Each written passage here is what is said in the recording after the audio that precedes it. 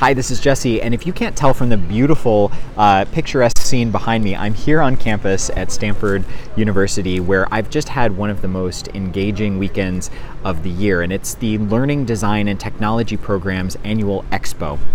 This is the presentation of the master's projects, and I love this event in part because I went through this event as a student in 2015, and so it's crazy that it's been 4 years since I was here doing the same thing. But what's interesting about this event is it's a chance for these master's students to share their year's worth of work and research and thinking about a specific learning challenge. And I love coming because, number one, it's a great chance to get to see what kinds of challenges are interesting to other people, what are they trying to address, and what solutions have they created to try to address those. But number two, it's a great chance to just get to know people and talk about our industry and what we do as learning designers or as technologists, whatever it is. So that was yesterday. Incredible.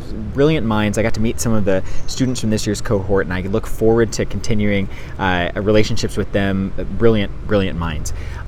Today, on Saturday, was the Energizer, which is a chance for alumni to come together. So we had a number of alumni who came together, and we talked about what have you been up to? What challenges are you thinking about? So it was a mini expo for these leaders, and it got me thinking about a couple of things. One, I'll share a little bit about the salient topic. So one was this notion of development, that whether it's developing leaders, helping people develop careers, helping people pivot, this notion of development and identity, particularly in the workplace, but I suppose elsewhere, is really salient. And I think that as work changes and the definition of work changes and the definition of education changes and technology and all of these elements, there has to be a fundamental shift in how we think about development. One of the projects, actually, Sara's, was incredible, and one of the things that she said to me from her research and practice was that rather than thinking about how to train managers to have development conversations, because we push everything on managers, what if we thought about how to help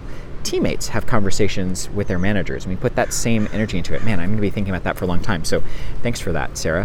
One of the other things that we spent a lot of time talking about was this notion of communities, and our community is an example of that. So there is this group of incoming alumni or students who are finishing up, and then this big bank of folks who have gone through a similar process. And it got me thinking about, not only at Stanford, how do we help leverage the power of that community that has hundreds of graduates who now are doing awesome, fabulous, interesting things, but also in terms of work. What am I doing to help people who maybe are also have similar backgrounds, or who go through similar challenges, to bring those people together and to help curate that experience, whether it's people who work in the same office or not.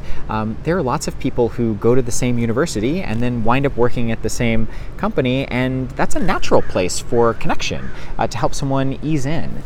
So I think that's one interesting thing I took away. Another is, how do I help people who are not part of that community become or gain access to that community's knowledge? So, for example, if you didn't go to the Stanford LDT program and you weren't here, you probably didn't get anything from this collection of really interesting ideas. And so one of the ways that I thought I'd share that out is here in this video. So here's my challenge to you, which is, number one, find someone who you normally wouldn't connect with. Find that person. And number two, get them to commit to sharing with you what are they working on and how can you help them, and repeat that. And so you have one other person in the world that you've connected with to maybe just talk about an interesting challenge. I love connection. One of the ways that I do that is here through videos. So I hope that you'll check that out. What an awesome weekend, and I hope that you get a chance to invest in yourself by participating in conferences or meetups or opportunities to talk with others and step away from the day-to-day, because it really does